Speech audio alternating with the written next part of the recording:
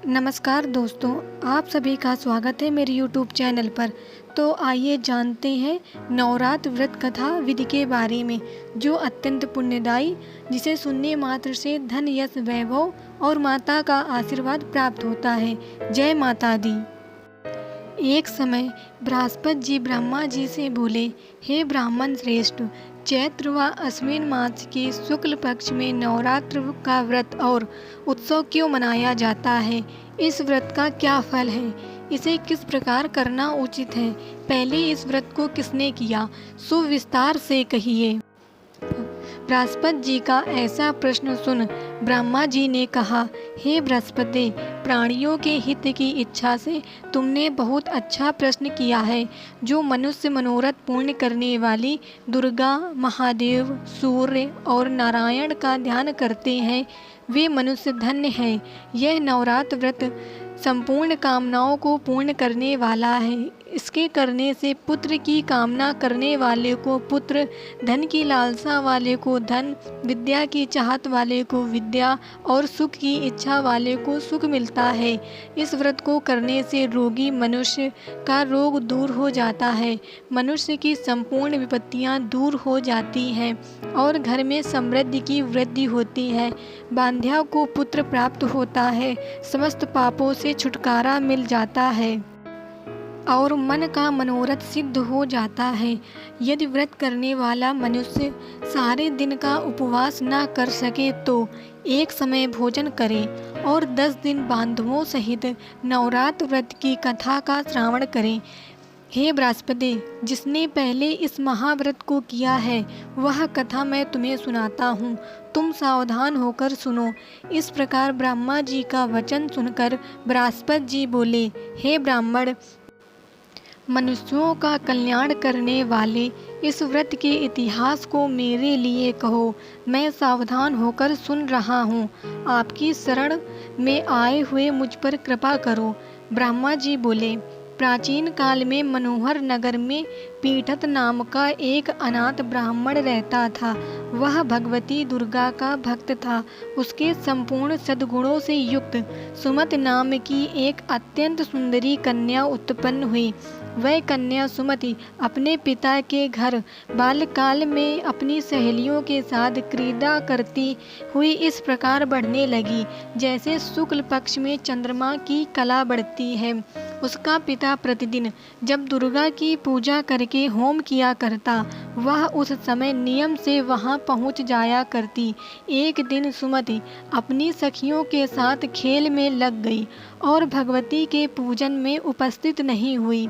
उसके पिता को पुत्री की ऐसी असावधानी देखकर क्रोध आया और वह पुत्री से कहने लगा, अरे दुष्ट पुत्री, आज तूने भगवती का पूजन नहीं किया, इस कारण मैं किसी कुष्ठ रोगी या दरिद्र मनुष्य के साथ तेरा विवाह करूँगा।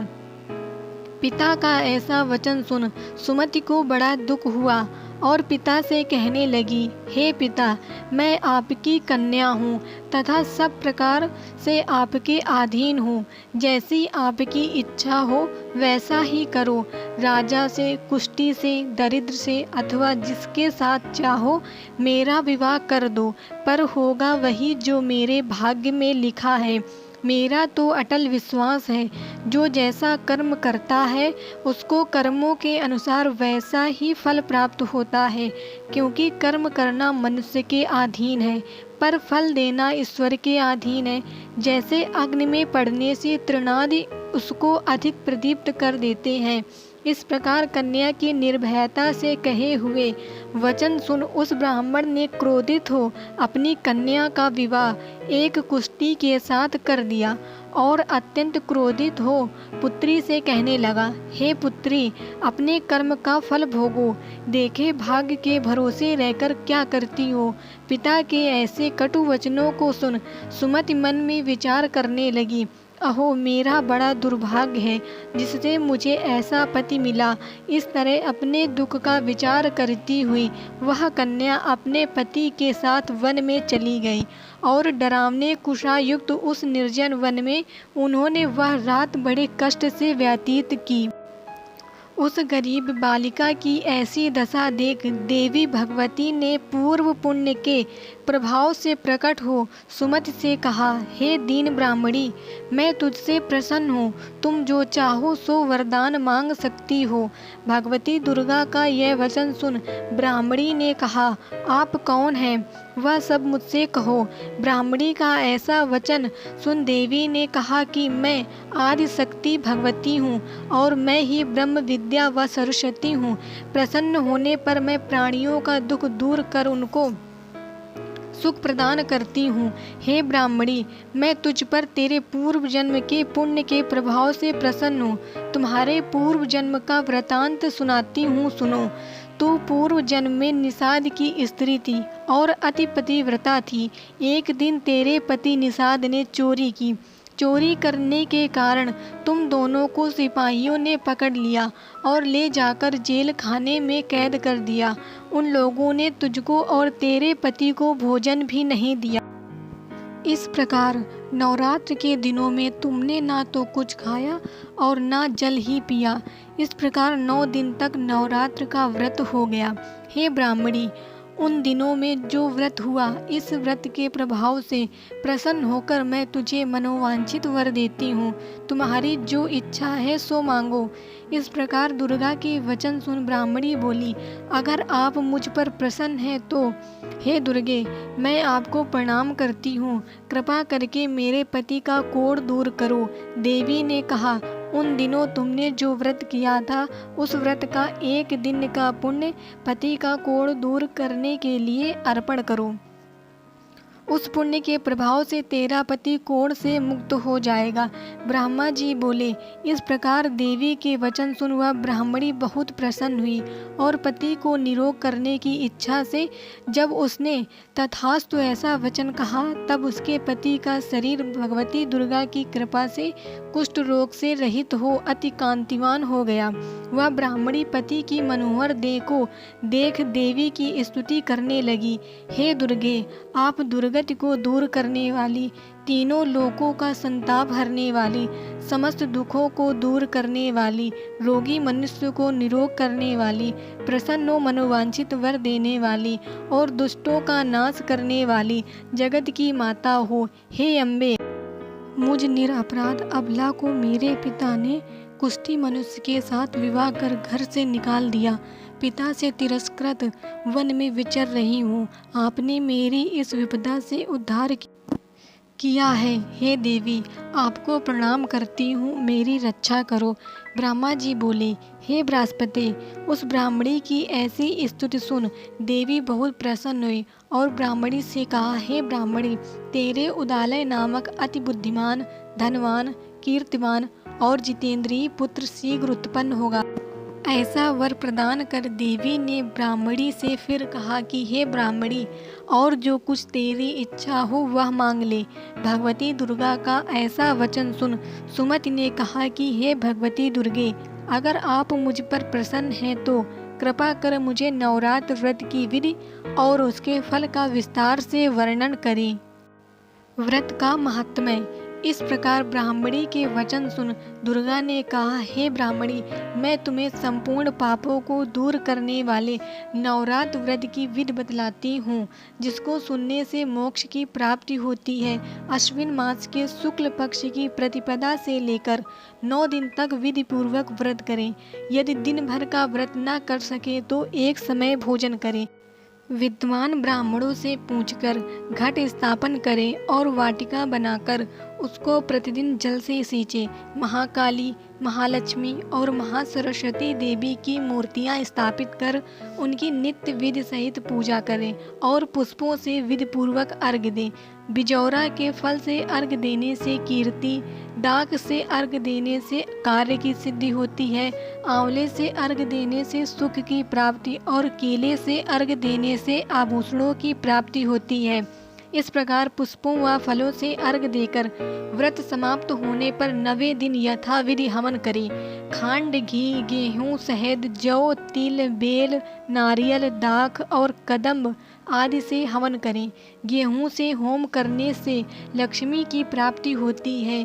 खीर एवं चंपा के पुष्पों से धन की और बेल पत्तों से तेज व सुख की प्राप्ति होती है। आंवले से कीर्ति की और केले से पुत्र की, कमल से राज सम्मान की और दाखों से संपदा की प्राप्ति होती है। खांड, घी, नारियल, शहद, जौ और तिल तथा फलों से होम करने से मनोवांछित वस्तु की प्राप्ति होती है। व्रत करने वाला मनुष्य इस विधि विधान से होम कर आचार्य को अत्यंत नम्रता के साथ प्रणाम करें और यज्ञ की सिद्धि के लिए उसे दक्षिणा दे। इस प्रकार बताई हुई विधि के अनुसार जो व्यक्ति व्रत करता है उसके सब मनोरथ सिद्ध होते हैं। इन 9 दिनों में जो कुछ दान आदि दिया जाता है उसका करोड़ों गुना फल मिलता है। इस नवरात्र व्रत करने से अश्वमेघ यज्ञ का फल मिलता है। हे ब्राह्मणी, इस संपूर्ण कामनाओं को पूर्ण करने वाले उत्तम व्रत को तीर्थ, मंदिर अथवा घर में विधि के अनुसार करें। ब्रह्मा जी बोले, हे बृहस्पति, इस प्रकार ब्राह्मणी को व्रत की विधि और फल बताकर देवी अंतर ध्यान हो गई। जो मनुष्य या स्त्री इस व्रत को भक्ति पूर्वक करता है वह इस लोक में सुख प्राप्त कर अंत में दुर्लभ मोक्ष को प्राप्त होता है। हे बृहस्पति, यह इस दुर्लभ व्रत का महात्म्य है जो मैंने तुम्हें बताया है।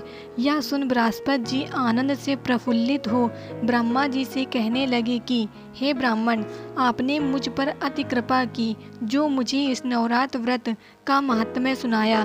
ब्रह्मा जी बोले कि हे बृहस्पति, यह देवी भगवती शारक्ति संपूर्ण लोकों का पालन करने वाली हैं। इस महादेवी के प्रभाव को कौन जान सकता है। बोलो देवी भगवती की जय। व्रत की विधि। प्रायः नित्य कर्म से निवृत्त हो स्नान कर मंदिर में या घर पर ही नवरात्र में दुर्गा जी का ध्यान करके यह कथा करनी चाहिए। कन्याओं के लिए यह व्रत विशेष लाभदायक है। श्री जगदम्बा जी की कृपा से सब विघ्न दूर हो जाते हैं तथा सुख समृद्धि की प्राप्ति होती है।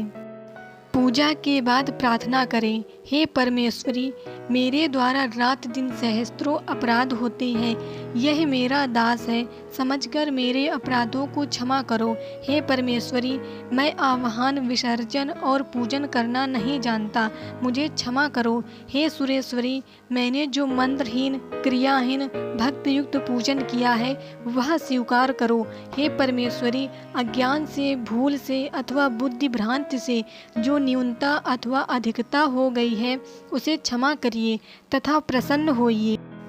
जाप मंत्र ओम ऐं ह्रीं क्लीं चामुंडाय विच्चाय नमः। मनोकामना सिद्धि के लिए इस मंत्र को 108 बार या सुविधा के अनुसार जाप करें। जय माता दी।